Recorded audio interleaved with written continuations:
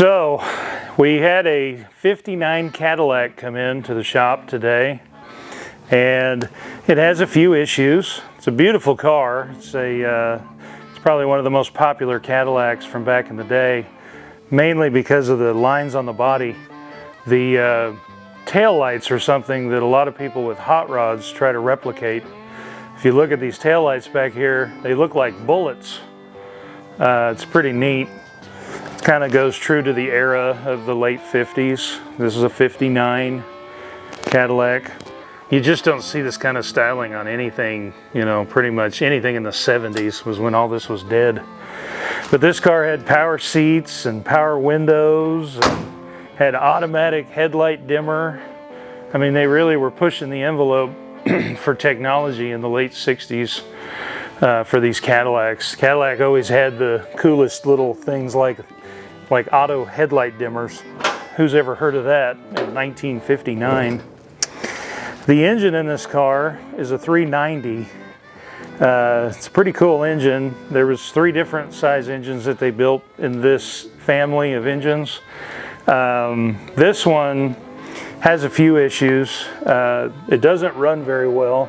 So one of the things we're going to do is we're going to rebuild the carburetor. It's a Carter, which is a pretty simple carburetor. The other thing that's super common on these cars, if you look down inside here, on the intake manifold, there's what's called an exhaust crossover right here. That's exhaust. So that goes from one side of the intake to the other, and it helps warm up the air-fuel mixture in colder climates inside the intake manifold. We don't really need that in Texas, and what this car's doing is it has an exhaust leak on the gasket. It's the same gasket as the intake runners where the air and the fuel go through here and on the other side.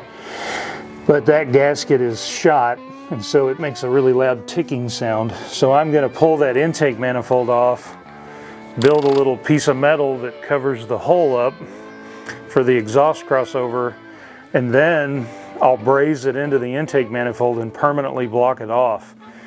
Because in Texas, we don't need any more heat put into our fuel, especially with the fuels we have today that have 10% ethanol.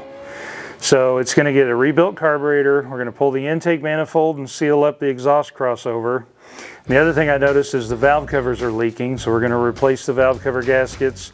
And then I bought a new distributor. So the ignition distributor right here, it has points, and we're going to do away with the points, and we're going to do away with the measly little, probably 25,000 volt coil. We're also going to replace the spark plug wires, and we're going to replace the spark plugs. The distributor that I prefer is called Pertronix. Pertronix has been around for a long time, and they built a direct replacement for me to put into that engine. So that's going to help more accurately and electronically distribute the ignition to the spark plugs. I'm also going to run a Pertronix coil. This is one of their 45,000 volt coils, so it'll really add some spark to the deal. And then I prefer Taylor spark plug wires. They're just a really good heavy duty 8mm, and they're cut to fit. So once I put this distributor in, I'll get the ignition curve pretty close to where it needs to be. So the distributor is located where it goes, and then I will build spark plug wires to fit that and make it look really nice under the hood. And then the last thing is I'm a firm believer in NGK V-Power spark plugs. I could put the AC Delcos in there, but I would prefer to run the V, and V as in Victor is what I'm saying, V-Power. And what they do is at the very tip of the electrode on the spark plug, that gives you a much nicer spark. And sometimes it'll give you 2 arcs because it's in a V shape. So any vehicle, pretty much any vehicle that I touch, if I do a tune-up, it's going to get NGK plugs. So we'll be doing a lot of this work next week. We'll definitely have you guys along with us. We're going to kind of show you step by step on how you can take an older vehicle like this and really kind of pep it up and make it run a little bit better on today's fuel.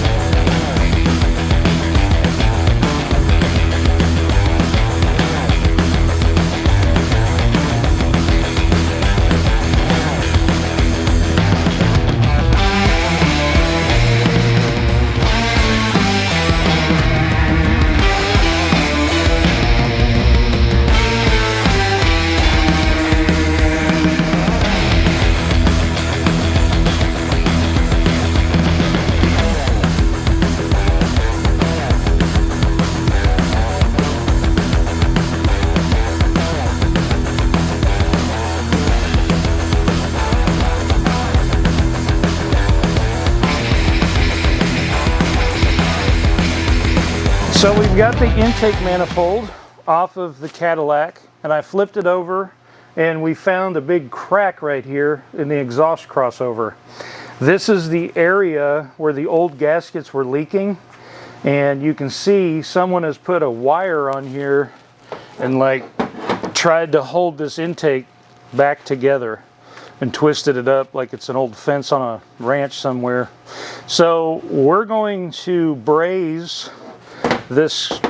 The first thing we're going to do is we're going to braze this crack shut here, and then if that goes smooth and I feel like we can salvage this intake manifold, I'm going to cut a piece of this metal that I have here, just mild steel, and I'm literally going to trace this and cut out a piece here with these cutting tools and make it to where this fits inside this hole and recesses down, you know, maybe 3/16 to 1/4 of an inch. And then what we'll do from there is we'll take this brazing rod. So it's coated. I don't know if you guys are familiar with brazing rod. It's pretty simple technology. It's coated with a flux. The center of it is brass and an alloy. And we'll actually heat this up. We'll get it almost red hot. It'll be red hot. And then we'll dab this in here and we will braze this hole shut. And all of that is going to be done so when we put this freshly rebuilt carburetor back on the intake, we won't have hot exhaust going under the carburetor and heating it up. Now, in some parts of the country, it's okay with cold climates, but we live in Texas where it gets 105 sometimes, and the last thing you want to do with today's gasoline is heat up the fuel in the carburetor. So we're going to fix all this and see if we can save this intake manifold. So what I'm going to do is, in this spot where it's cracked, I'm going to take this wheel or this grinder diamond bit, and I'm actually going to cut a little channel in there to where I get shiny metal, because when you braze this, you don't want to try to braze to rust. It won't stick I'm not completely convinced that I'm going to be able to save this intake manifold, but if you look here where I'm pointing, this bridge here between the flange and here is not broken. So it's possible that this piece of metal hasn't moved around, and there's no crack on the top of the intake, which is now the bottom right here where it flipped over. But I'm going to clean out this channel with this grinder and see how it goes.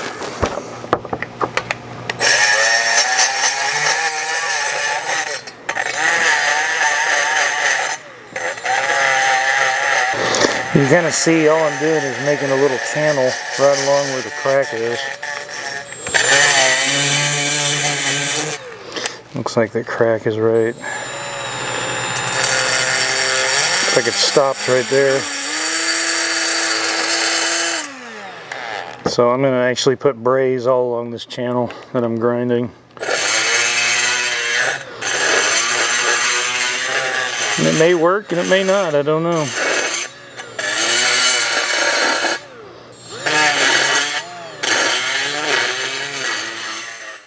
Okay, so you can see where the owner of this car, or the previous owner, put this piece of wire around this chunk of cast iron, trying to kind of, I guess, hold it together. And I cut it off with my cutoff wheel here, and now I'm going to fold this wire out of the way so it's not in the middle of where I'm brazing. I'm just going to fold it out of the way for now and let it kind of rest there. It's not critical. I'll pull it off the rest of the way once we braze this. But one of the things you have to do to cast iron, which is what this manifold's made out of, is you have to preheat it.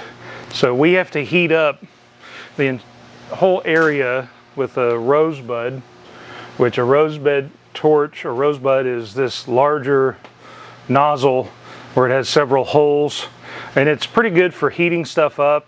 I may try to use it while I'm brazing and heat up the area and see how it works, but usually it's too big of a flame to braze with. So right now I'm going to use it to just kind of heat this area up, and then after it's good and warm, then I'll switch this nozzle, or this tip is what it's called, and put a brazing tip on my torch, and we will actually heat up a little localized area, and you'll watch me do this like solder, basically is what it looks like.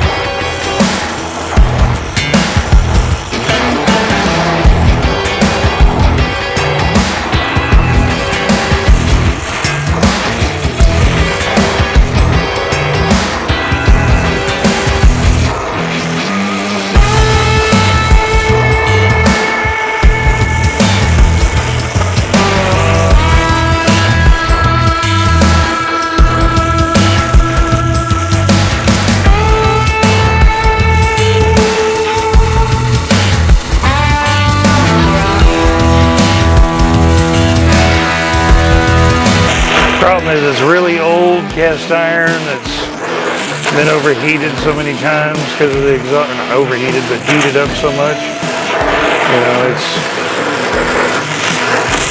very difficult to fix sometimes. But we're gonna see how this goes.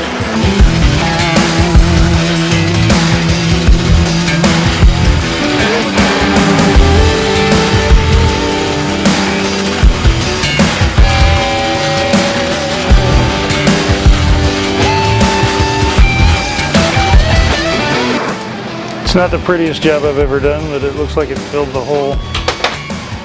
Now we gotta let it cool off. You definitely don't want to quench it because you'll warp it and make it all weird and warped.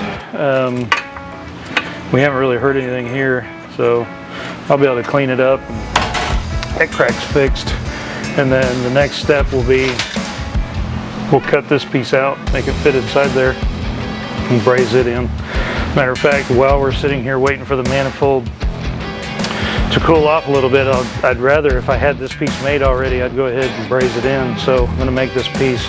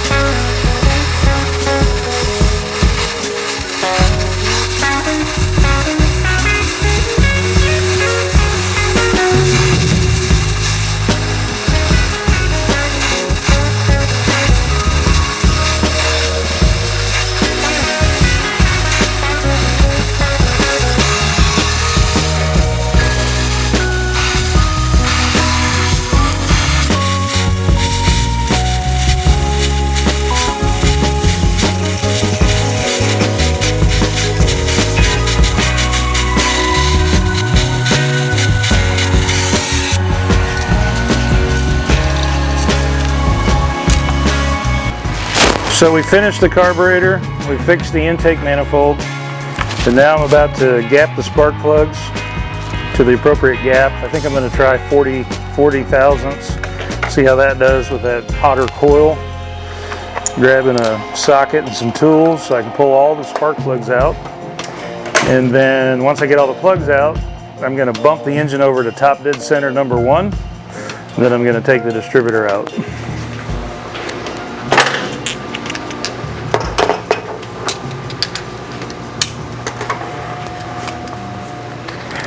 And when I say top dead center, here's what I mean. On almost all engines, and you can see it over here, there's a timing tab. And so that tab right there, and there's marks on that harmonic balancer. So what we're going to do is we're going to bump this engine over and get number 1 cylinder on top dead center. Now what that means is the piston on number 1 cylinder will be all the way at the top. And then we will reference the distributor rotor and make sure that it matches going to the number 1 spark plug wire, which is this wire right here. So this is number 1. That's number 1 spark plug.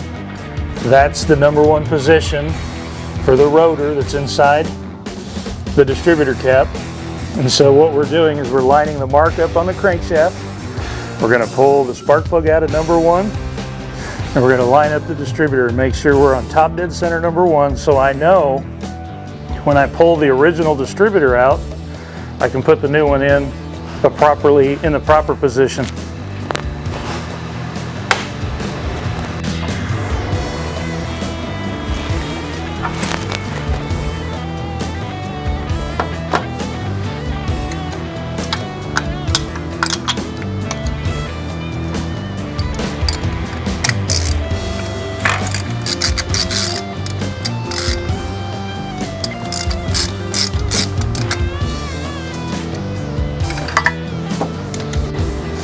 Haven't found it yet, but I will.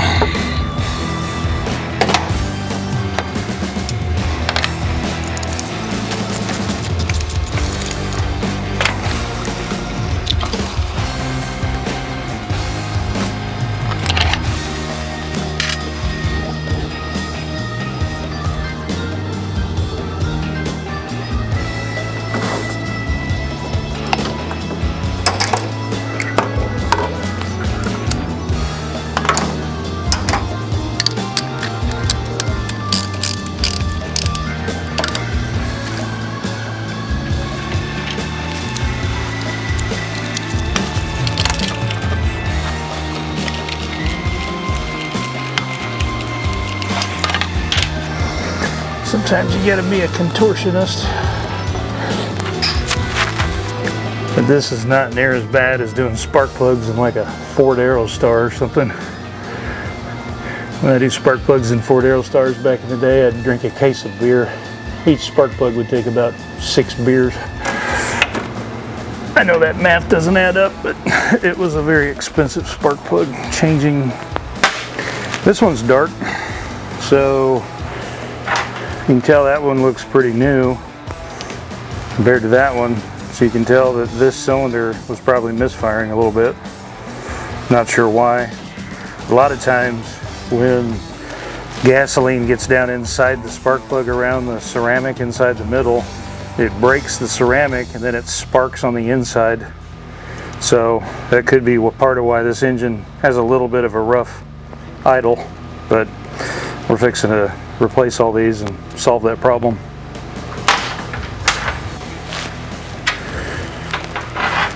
So spark plugs come packaged with a little piece of cardboard over that, and they come in these little boxes. And the reason they protect them with this little piece of cardboard is when they're manufactured, they have a machine that gaps this ground electrode to the center of the electrode inside the middle.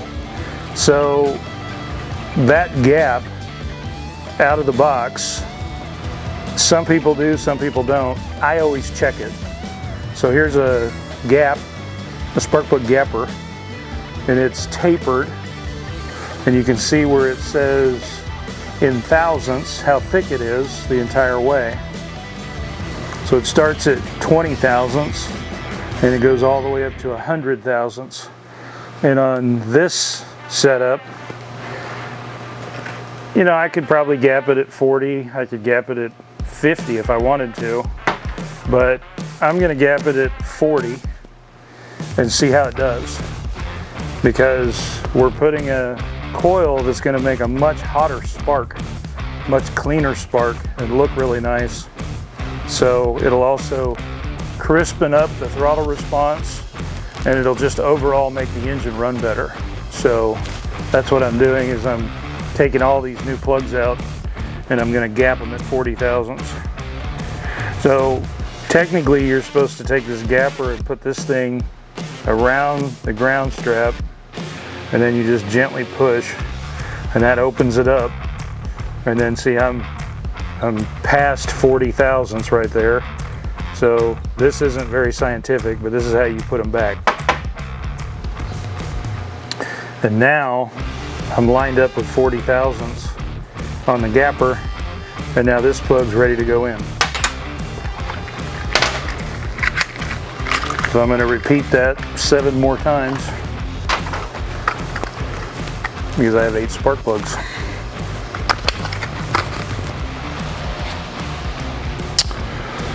So now we're going to pull the distributor cap because all the spark plugs are in, and we're going to then rotate the engine over to top dead center number 1 and put the new distributor in.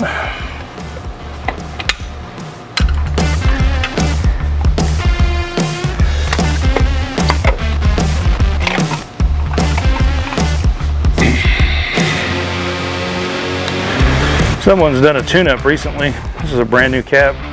You can see all the brass contacts in there. They look new.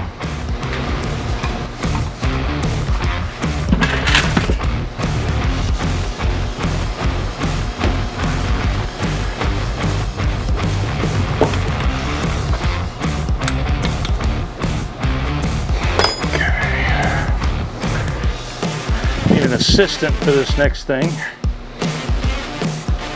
Go get my helper.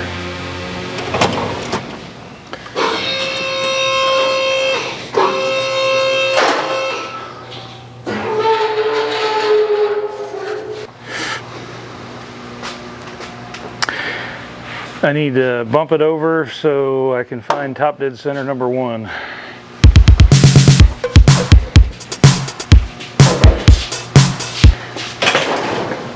Let me go get my compression tester. God.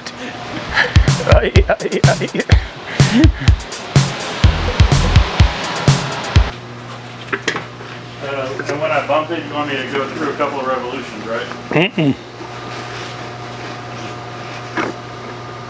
I'm gonna put my finger on that hose and watch the mark. And once I see if I can see the 70-year-old mark, 60-year-old mark, 59, 40 plus 20, 65-year-old mark, then I'm going to line it up for TDC1. Actually, it looks like we're there where the distributor is, honestly. When I took the cap off, I found number 1 and it was almost on number 1. So before we do all that, I want to double check. Well, you see, I thought we were doing a compression check. No. So the position of the distributor, that's the hold down screw, that's the hold down screw. Number 1's this side of it. I think that's where you've got it. Well, if that's the case, I don't know if we're on compression stroke. Right. All I was going to do is I'll pull this hose back out of here, put a screwdriver in there and see if I can feel the piston. If I can,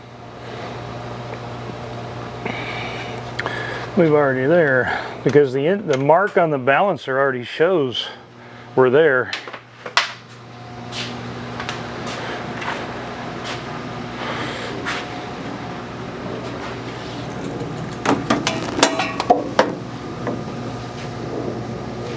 Oh, we're only off 10 degrees, which I got to dial all that in anyway, so as long as we're close. Yeah, you can see the piston right there. Piston. Okay, bump it. Again, again, again, again, again, again, again, again, again, again, again, again, again, again, again, again. We were exactly where we needed to be. What are the odds? All right. Yeah, you can turn the key off. Now I just need to rotate it to where the mark is where it needs to be. There you go. Hold that. All right. When I tell you, hold on. I'm going to help you. Let me help you. Sometimes you get lucky. Now this engine's 10.5 to 1 compression, so we're not going to get lucky. Hang on. Put another wrench on that.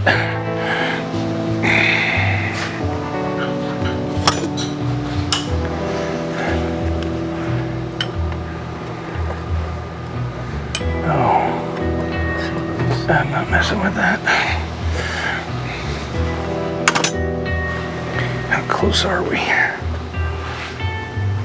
Got a little ways more to go. Okay, do it. See if I can. Here. I'll give you more bite on the belt. There you go. Okay, let me give you a breakover bar. Hold on.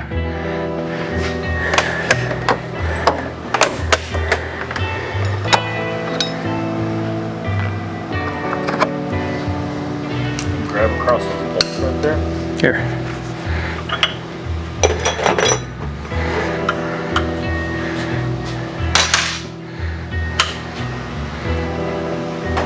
Is it slipping? Yeah, it's slipping. Okay, now do it. Hang on. Okay, now. Okay, do it now. Oh, man.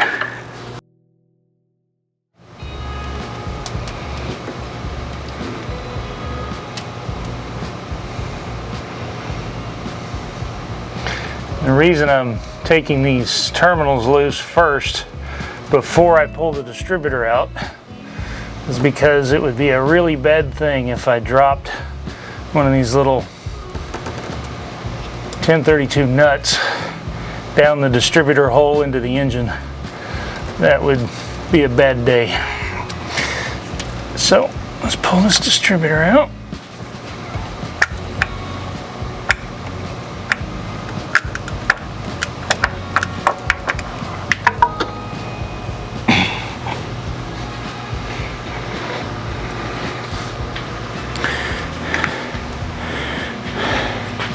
That's the gear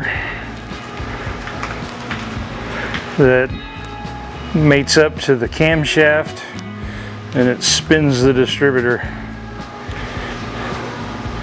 This is a points distributor, so if you want to look right here, you watch right there. When I spin this, see how that opens and closes?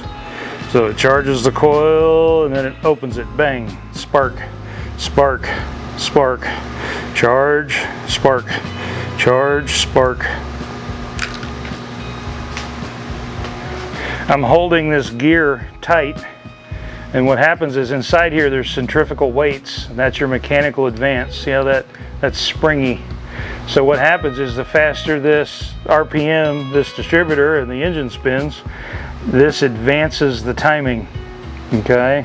And then this is the vacuum advance, where on the carburetor there's a vacuum line that goes to that. And as you give it more throttle, it pulls more on this vacuum advance and advances the timing even more. And then as you get to the higher RPM on an engine, this actually stops giving you vacuum advance to retard the timing for wide open throttle, high RPM ignition curves. So we're replacing this with all electronics.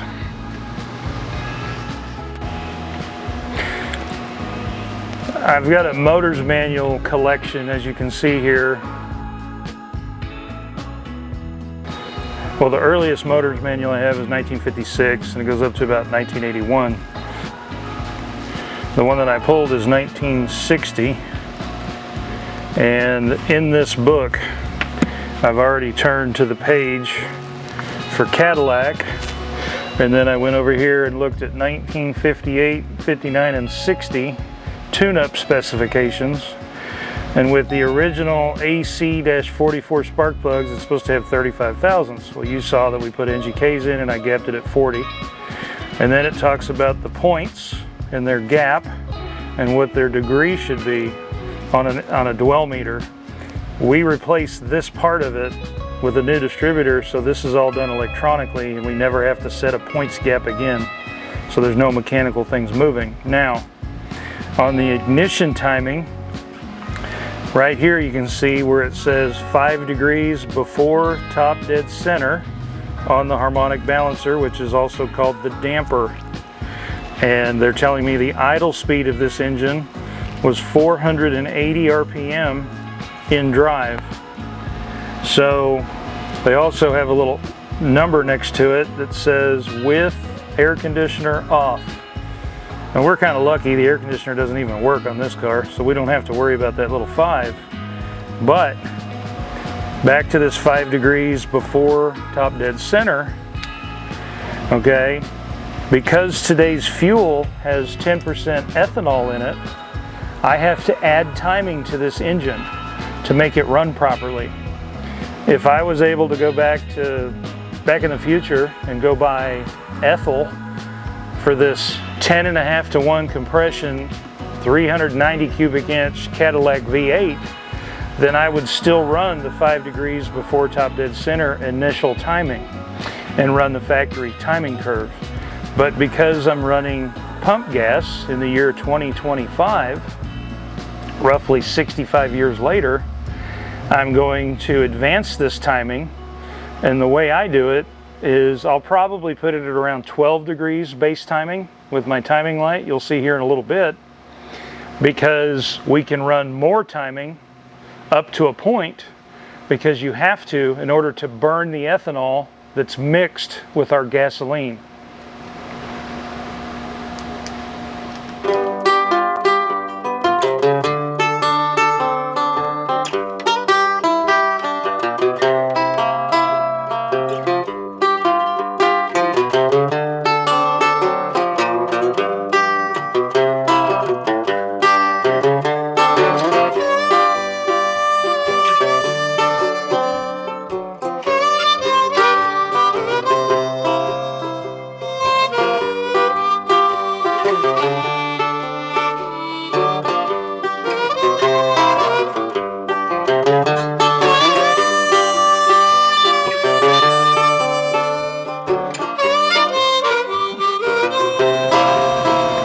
We've got the brand new distributor installed. We've got the cap back on. We've got the first post marked.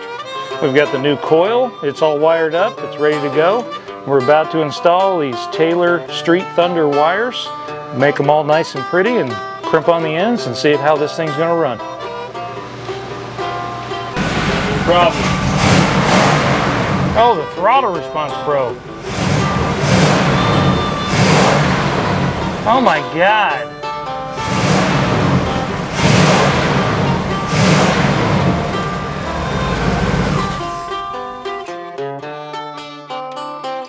Well, we've completed this 59 Caddy project for this go-around. It's got a brand new ignition system.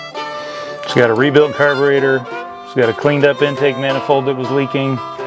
And now it just really needs to be cruised around and have fun in.